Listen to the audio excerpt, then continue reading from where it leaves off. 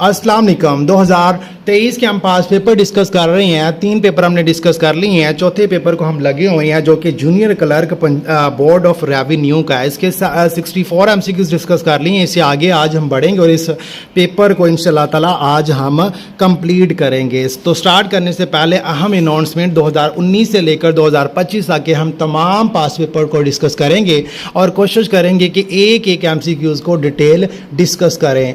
तो बेहतर तैयारी के लिए ज़रूरी है कि आप पास पेपर्स को तसल्ली से पढ़ें, क्योंकि 50 से 60% पेपर जो है ना वो पास पेपर से रिपीट होता है। सबसे पहले उर्दू के पोर्शन से स्टार्ट करते हैं, उसके बाद हम मैथ और इंग्लिश को देखते हैं। अफसाना किस ज़बान का लफ्ज़ है? ऑप्शन बी फ़ारसी ज़बान का लफ्ज़ है। 89 वो नज़म जिसमें सहाबा कराम की तारीफ़, बुज़ुर्गाने दीन और औलिया कराम की खूबियाँ बयान की जाएँ कहलाता है या कहलाती है मनक़बत। ऑप्शन सी इसका सही आंसर है। सर आँखों पर बैठाना से क्या मुराद है? बहुत इज्जत करना। ऑप्शन सी इसका सही आंसर है। तंज़िया शायरी किस शायर ने की? ऑप्शन ए अकबर इलाहाबादी। माओ घटना फुटे निकालना से क्या मुराद है? बात का गलत मतलब निकालना। बच्चों की मशहूर नज़म टूट बटूट किस शायर ने लिखी?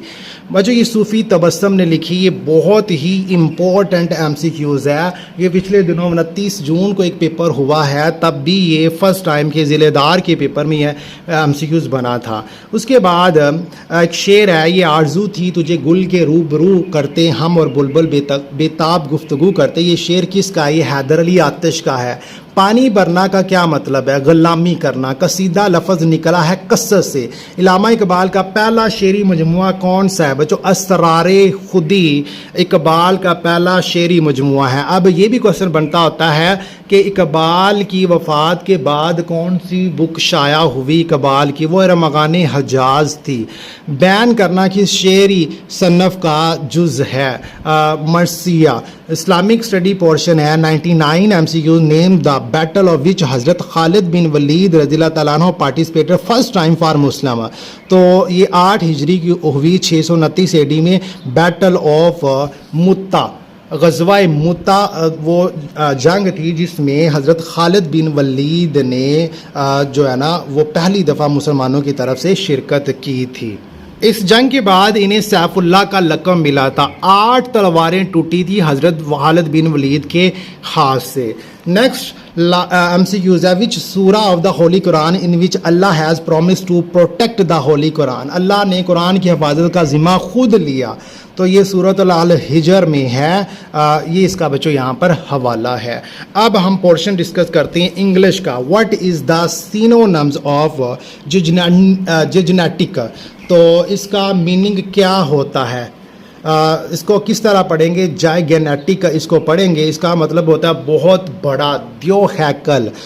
इसके ये सिनोनिम्स हैं और ये यहाँ पर मैंने इसके एंटोनिम्स भी लिख दिए हैं। मिसाल इसकी क्या होगी? The elephant is a gigantic animal. The mountain look जाइगेनेटिक।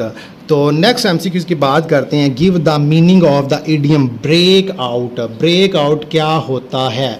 अचानक कोई नाखुशगवार चीज़ शुरू हो जाना, जैसे जंग, बीमारी, आग, झगड़ा वगैरह। अकर सडनली इसका सही आंसर होगा ऑप्शन ए।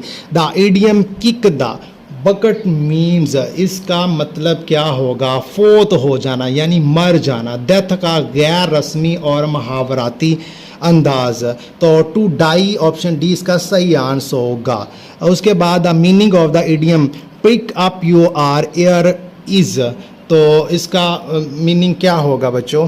कान खड़े कर लेना यानी पूरी तवज्जो से बात को सुनना। लिसनिंग केयरफुली ऑप्शन बी इसका सही आंसर होगा। Change voice our army has defeated the enemy. The enemy has been defeated by our army. Option C इसका सही आंसर होगा। My mother and friend help me in my studies. The meaning of put out is, इसका मतलब बुझाना होता है, ख़त्म करना होता है, बाई निकालना होता है, तकलीफ देना। एक्सटिंक्श इसका सही आंसर होगा option A. The antonym of diligent is. Diligent का मतलब होता है मेहनती, बावकार और मुस्तकिल मिजाज। यहाँ पर मैंने इसके सिनोनिम्स और एंटोनिम्स भी लिख दिए हैं। नेक्स्ट 82 MCQs है। इसमें पूछा गया I am sick dash this idle life. Sick of हमेशा किसी चीज़ से तंग आने के लिए इस्तेमाल होता है। मैं इस सुस्ती वाली ज़िंदगी से तंग आ गया हूँ। सिक के साथ ऑफ आएगा। एंटोनम ऑफ डस्टर्ड, इसका मतलब होता है बुज़दल। बुज़दल, कम हिम्मत, खौफज़दा इंसान। तो मैंने इसके सिनोनिम्स और एंटोनिम्स भी यहाँ पर मेंशन कर दिए हैं, आप इसको नोट कर लेना। Ali is my best friend. Best is which part of speech, तो ये एडजेक्टिव है, ये सिफत है। He said you are doing very well. Well is which part of speech, तो ये यहाँ पर एडवर्ब होगा। He said to him thank you for your kind help. He thanked him for his kind help. Option A इसका सही answer होगा। Please give me your pen and take your seat. You are requested to give me your pen and take your seat. Option B इसका सही answer होगा। अब हम mathematics के MCQs देखते हैं। पूछा गया कि 1 kilometre is equal to how many centimetre. तो पहले तो आपको पता होना चाहिए कि 1 किलोमीटर में 1000 मीटर होते हैं और 1 मीटर में 100 सेंटीमीटर होते हैं। तो 1 किलोमीटर पहले हम देख लेते हैं। तो वो क्या 1 किलोमीटर में 1000 मीटर आए और 1 मीटर 100 सेंटीमीटर के बराबर है, तो 1000 के 100 के साथ मल्टीप्लाई करो तो 1 लाख सेंटीमीटर आएगा। 1 किलोमीटर में 1 लाख सेंटीमीटर होते हैं। उसके बाद 892 उसका स्क्वायर है, वो पूछा है। तो 892 को 892 के साथ ज़रब कर दो तो इसका आंसर आ जाएगा। ऑप्शन सी इसका आंसर होगा। नेक्स्ट है if 30 mans working 9 hour per day can reap a field in 16 days, in how many days will 36 man reap the field working 8 hour per day. तो पहले आपने देखना है कि इनके दरमियान में कौन सा रिलेशन है। इनडायरेक्ट है, इनडायरेक्ट है। तो इनडायरेक्ट में आपने क्या करना है, 2 केस लेने हैं, उनको इक्वल रख लेना है। 30, 9 और 16 इनको ज़रब करो, एक साइड पर रखो और दूसरी साइड पर 36 है, 8 है और x हमने निकाला है, उनको ज़रब कर दो, एक साइड पर रखो और x आपने फाइंड करना है। तो ये 36 और 8 इसके साथ ज़रब हो रहा है, उधर जाकर डिवाइड करो तो 15 इसका जवाब आ जाएगा। The angles of A triangle, हमें ट्राइंगल्स दिए, एक x माइनस 35, x माइनस 25 और उसके बाद हमें दे दिया है x/2 -10। तो x हमने क्या करना है, फाइंड करना है। तो इसका तरीकाकार क्या होगा, किसी कोई भी ट्राइंगल है उनके एंगल्स का मजमूआ जो है ना वो 180 के बराबर होता है। तो 3 एंगल हैं, एक x माइनस 35 है, एक x माइनस 25 है और दूसरा x/2 माइनस 10 है। ये तीनों का मजमूआ किसके बराबर होगा, 180 के बराबर होगा। तो यहाँ पर आपने क्या करना है, x वाली वैल्यू एक साइड पर और x के बगैर वैल्यू जो है ना दूसरी साइड पर ले जाओ और उसके बाद अगर यहाँ पर एलसीएम ले लो और जो चीज़ इधर डिवाइड हो रही है उधर जाकर आप मल्टीप्लाई करो तो x की वैल्यू फाइंड करो तो वो आपके पास 100 आ जाएगा। नेक्स्ट 71 MCQs को हम डिस्कस करते हैं। 70 हम बाद में करेंगे। एक car travel 100 kilometre at speed of 60 kilometre per hour and return with speed of 40 kilometre per our.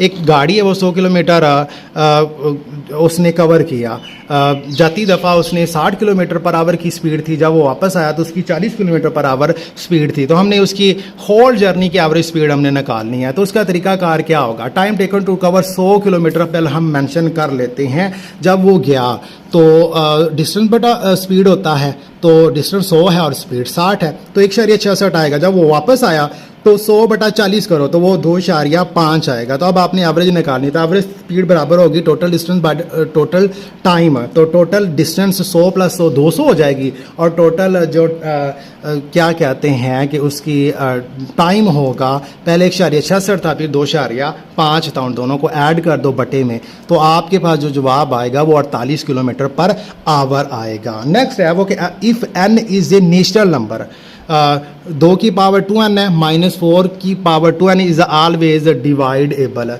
तो अब हमने क्या करना है, n उसने कहा कोई नेचुरल नंबर है तो कोई भी ले लो, n 1 पुट कर लो, 2 पुट कर लो, 3 पुट कर लो, तो आपके पास पुट करने के बाद जो जवाब आएगा और फिर आपने उसको चेक करना है कि वो किस किस पर तकसीम होता है।